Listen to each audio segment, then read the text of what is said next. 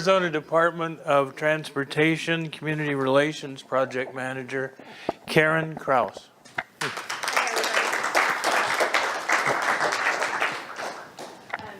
I know this is primarily for West Maricopa, and right now my projects that I'm going to be discussing today are the ones that are actually in Maricopa County. I understand that you go farther west and farther south, so unfortunately I don't have visibility on those projects, but they're going to bring other community relations people in to talk about that. We have approximately 9 community relations project managers that take care of different areas around the state. I am specifically in the area of basically Loop 303 up to Bell Road south, and I-10 over to, again, Loop 303 west and south. So I also have the State Route 30 project, and I'm sure there might be some questions about that. Disclaimer real quick. While I may not have the answers for everything, if you ask anything and I don't know, I will get back with my other community relations projects managers and I will get the answers back to you. I'll probably send them to Liz or Kathy and then they can distribute them. Okay.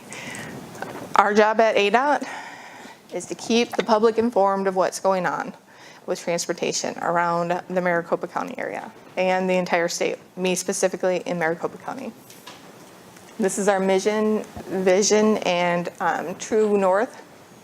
Basically, our true north is making transportation personal because everybody uses transportation.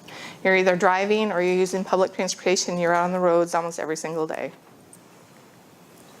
An important thing to understand about ADOT project delivery is that we actually have 100 different studies and 100 active projects and 50 studies going on at any one time. So that's a pretty busy schedule. And we are not only at the mercy of departments around the state, but we're also at the mercy of some of the federal departments when we're doing these studies and the projects, as well as being at the mercy of the weather. So sometimes that kind of throws a kink in some of our projects. Community relations is going to be the primary point of contact for any questions about projects going around or studies going on around the state itself. We do have PIOs. They're a separate section, and they're the ones that you'll see on the news. Usually you see Doug Nitzel.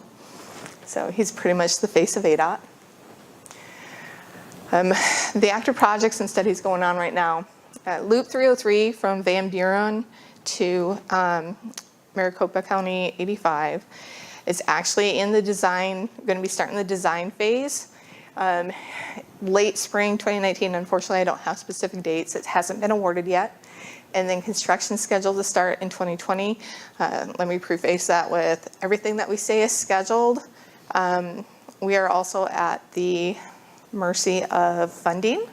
So not everything is funded right away. The first part is probably funded, like the design is funded, but construction is not necessarily funded. Loop 303 I-10 to Northern Avenue. I don't know if you realized, but ADOT has been working on, and we've won awards for our wrong way driver systems.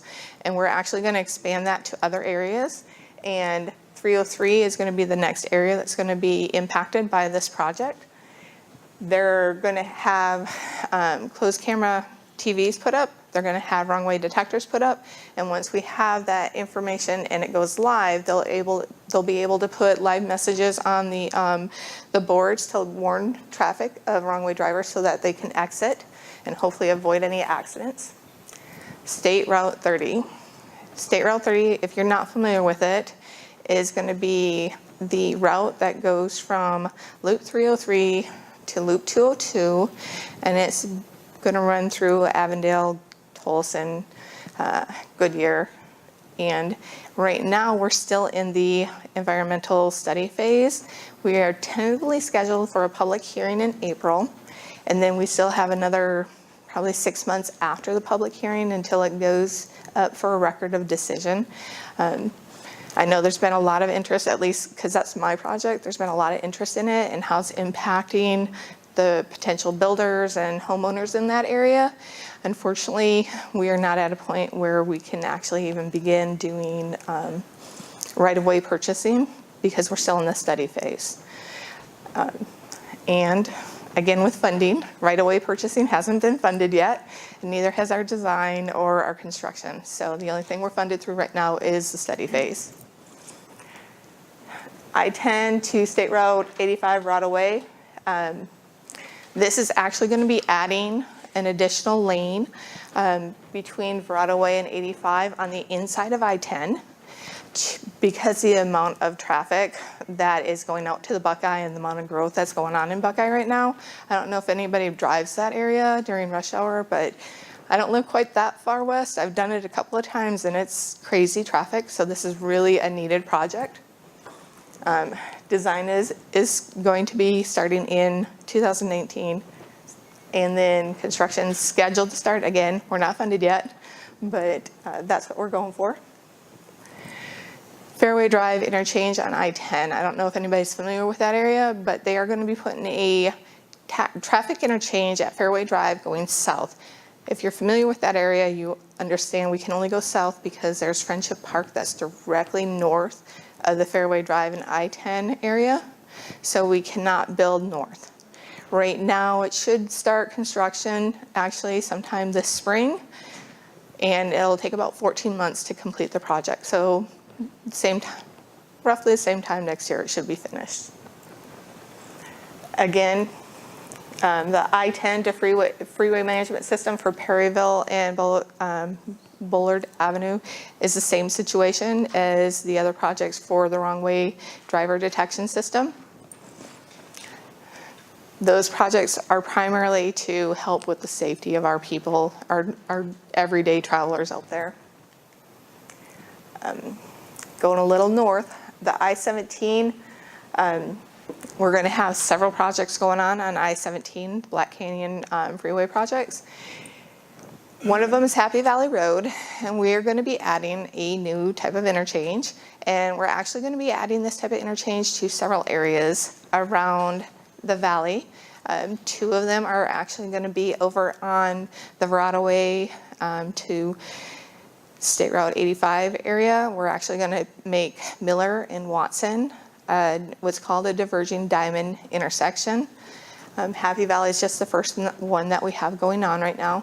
Basically, they've done a number of studies, and it's actually safer because it allows direct flow onto I-10 without any stops for lights. So there's going to be a lane directly to allow access. And it's a little different because you end up driving on the opposite side of each other, but they've found that it's safer because there's no opportunity for T-bone type accidents. So, yes. I had a question. Are they getting rid of the traffic circles? Is that what this is? They're up in Happy Valley. They are. The reason why they're doing it over on closer to Buckeye is that Buckeye the people that live in Buckeye have an incredible amount of traffic one way. In the morning, they have an incredible amount of traffic going eastbound, and at night, incredible amount going westbound.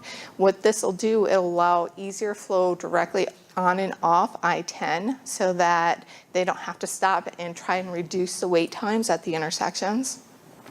But yes, the traffic intersections, several of them are going away. We have to have our toys, I guess, too here. So as this project happens, can residents expect there to be closures of those on-ramps completely? Yes. Okay. There will be closures, mainly because, well, for two reasons. Obviously, they're restructuring those areas, but the second reason is for the safety of our construction teams that are out there. I hate to say it, but people are crazy drivers. Yeah. So our construction crew, it's the safety of our construction crew as well as the drivers, because a lot of drivers don't pay attention when you put out the barriers and the lanes have shifted. So we will have them closed. Anything that's closed, we will let you know ahead of time. ADOT's rule is to try and go for at least 2 weeks notification. Part of the issues that we might have sometimes is that it takes a little while for traffic control plans to be approved. So we're at the mercy of the Traffic Control Planning Board. And once they approve which roads are going to be shut down, as soon as we know that, we get that out to the public. So the other part, okay. Can you go back a couple of slides? Okay. 30, SR 30, is that the link from the 10 south to the 202? No. The SR 30 actually runs parallel to 10. This project has been on the books for, I think, 20 years. I've had it for about 6 months. From what, looking historically, it used to be called the I-10 reliever to help reduce the amount of traffic on 10 because we have so many people going eastbound in the morning and westbound in the afternoon. So where is it located? Is it, I'm trying to envision in my mind's eye, is it south of the 10 or It's north south of the 10? South of the 10? It's south of 10. Is it along MC 85? It's slightly north of MC 85. And the road is not, the corridor for it right now is not a straight line. So that's something that you have to understand. It goes straight, kind of dips south, and then goes back up. And that is designed specifically because we have to avoid, there's a couple of schools in the area. There is some water treatment plants in the area. So the route is not going to be a straight route to accommodate those that are the existing facilities. Okay, so it's, I know generally where it's located. Can we go to the next slide, Can I please? just let you know, if you go to WeMAR.org and go to transportation, ADOT released a map last year with the proposed routes on there. pathway, and that map is there on WeMAR.org, so you can see exactly the pathway that they're proposing. Good to know. And you can also, WeMAR.org, thank you very much. The next slide, please. okay? Fairway Drive. I Yes. have no idea where in the county Fairway Drive is. Fairway Could you tell me Drive. where Fairway Drive is? Fairway Drive is actually a road that stops short of I-10 between Avondale and Dysart. It's Okay. it's right in between. I don't know the full history on it. I've not been able to track it down. I've been looking, It's but okay, it's in Avondale. it is. You know what And the Sanmar building is? The what? The Sanmar building that, if you're on I-10, you see the Sanmar Port Authority No, Industrial. no. Next time you're there. No, and I'm embarrassed that I don't know where it is. It's on the east end of that section. of the the reason they're putting it in is because there's a lot of industrial area, a lot of industrial stuff and semi-traffic. So they're trying to reduce the semi-traffic on Avondale and Dysart. Okay, thank you. I was just trying to get in my mind's eye where we're talking about in the county. If you go to WeMAR.org, they just had a meeting in December on that. ADOT just had a meeting in December on the Fairway Drive, and they have a picture and maps and stuff like that. So if you go to WeMAR.org, under transportation, you will see that. Thank you. You're welcome. Any other questions? I'll let you know. I'll let you know if I've got more. Okay. Okay, sorry. Also with Happy Valley, they're going to increase the amount of travel lanes in that area and add some bicycle and pedestrian walkways. There's been an increase in interest from the projects that I've seen to make some areas more walkable, for a lack of a better term. Pinnacle Peak is going to be a traditional intersection, but they are going to be updating the lanes as well. Or, I'm sorry, yes, sir. Is this going to interfere with traffic flow on 17? Is this going to interfere with traffic flow on 17, these two projects? There's going to be some impact. Primary impact is actually going to be to the on and off ramps while it's happening, but there are going to be times where they're going to have to reduce traffic, or they'll do overnight closures because they have to do some work going over the road for the safety of the construction personnel and to not impede on regular traffic. Yeah, usually those jobs are done at night or on the weekend. Yes. But if you're gonna have an impedance on getting off 17 for this construction during the days, it's gonna back up on 17, correct? Because it's gonna There- slow traffic getting off. There may be some slowdown because people are gonna, well, until they get used to it, they're gonna have to find which exit they need to take. And then because we have more traffic going into the one exit as opposed to having two exits open, that might cause some backup. Okay, I just asked for selfish reasons because we go to Sedona quite a bit. One of the other things about that is having Pinnacle Peak and Happy Valley going at the same time, those projects, because you would really want to get off on Pinnacle Peak if you normally want to get off on Happy Valley and then go up one of the other roads. So having both of them at the same time is really going to have a double effect. It will. Unfortunately, this is not my project, so I'm gonna have to double check and see how they're doing it. I don't know if they're staggering it or if it's like I-10 where they're putting in the 202 and they've closed a couple of exits to support the building. Time frame is the same time frame, but yeah, okay. Interstate 11. We have had a lot of questions about this. And what I can tell you is that we're still in the draft environmental impact study phase. We're working, the person that's in charge of this particular project for ADOT is working on the study, and they're trying to finish the impact statement up, but we have a couple of steps left to finish the project. Basically, as a tier 1 project, the tier 1 EIS, we're going to have the recommended build route, and then we're going to have a recommend no build.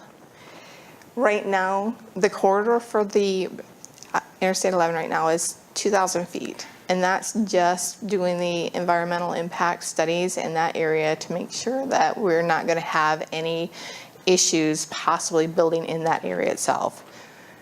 The road, most of the roads themselves are only about 400 feet wide when you're talking about interstates. So of that 2,000 foot, you're still going to have 1,600 foot left over once the project's finished. It's just we don't know where it's going to go yet. Is this gonna be on WeMAR's website too? We have that already up there in transportation, yes. Now, the study is expected to be finalized in 2019 sometime. We're not quite sure when it's going to happen, but once it's finalized, it's going to be online, and we're also going to have 6 different public meetings along the route, the projected route for Interstate 11. At this time, we're so early in the game, I cannot tell you where we might tie in to existing roadways, where it might not, when it's going to happen. We could be, this is a project, like I said, in the infancy stages, and it still could be years before it's actually built because it's a project that goes from Arizona up to Canada. But once it is live, people are welcome to comment on it. We do have some areas that we expect to have considerable amount of comments because of the impact to those areas. But you can always sign up for any other information. We have our webpage up there. Be aware when you do go on the webpage, it's sectioned off by states. So you'd have to look under Arizona specifically.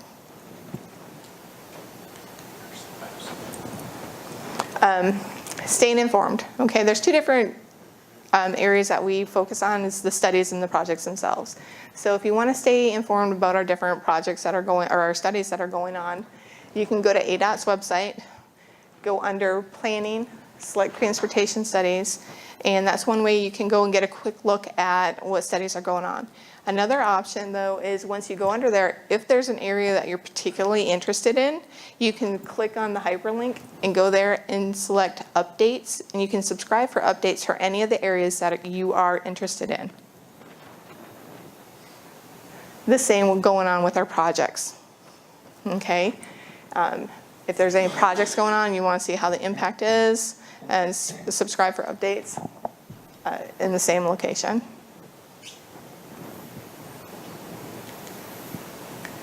And we welcome feedback. We don't know what's going wrong until we know about it.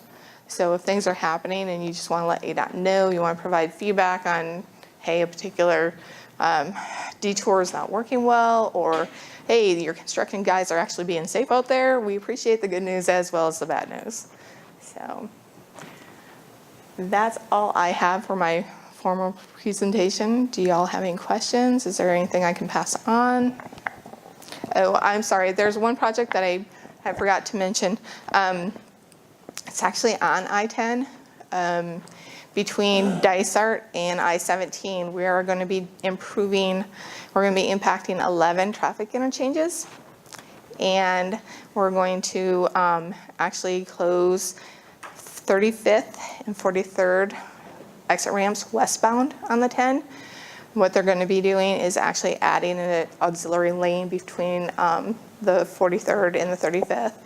On the 11 different traffic interchanges, they're actually upgrading all of those interchanges to make sure that they're ADA compliant. So the lane restrictions on the interchanges will happen. It's just supposed to be one lane that's closed, depending on what side of the intersection they're working on. Closures should happen for about a week to 2 weeks at a time. But once they're finished, everything should be more modern and more easily accessible for those with disabilities. So that was the last project I had to talk about. Any other questions? Well, that's what's going on right now, right? On across the 10. And there's quite a bit of construction going on in the right lane, just before, I believe it's in that area. So that's what's going on right now, right? Between 35th and 43rd right now, they're taking out the vegetation because they're getting ready to add the other auxiliary lane right in that area. Right.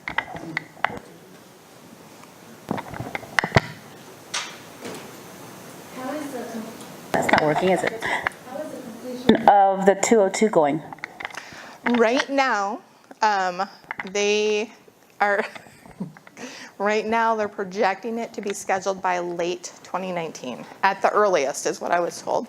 Again, with all of our projects, we're at the mercy of the weather issues, any contractor issues, anything like that. But as we try and keep it moving as quickly as possible, if we do have impact from rain, they'll go from working 5 days a week to working on the weekends to help make up some of the lost time. That's what's happening on Grand Avenue. They're going to have to go to working on the weekends to kind of catch up from the rain. Yes, ma'am. I just wanted to say, I brought a couple of friends here that are visiting from Oregon that are contemplating moving down here. And first of all, they think our rain is really cute. They arrived here on Tuesday, and they thought we were really cute with our rain on Tuesday. I understand that. I was actually stationed up in Washington State for 4 years, so I totally understand. Yeah, but I just wanted to compliment you on everything that ADOT does. I was previously in England where we would have 20 men with one shovel looking over a hole in the ground and doing nothing. And then in Canada, when we had everything expand in Alberta, we would kind of build something and then think about putting the road to it sort of 20 years later. So I really have to compliment ADOT on being very forward-thinking in its planning to have the roads before they actually put everything towards it. I really have to think that, thank you for that, because you really do work in concert with people like WeMAR in keeping us informed and all of the economic development that we have in attracting people here to the valley. I live in Norterra. Yes, it's going to be a pain for a little bit, but in comparison to the growth that we've had there, we have to be very cooperative and understand that with the growth that we have here, I think that you all do an exceptional job.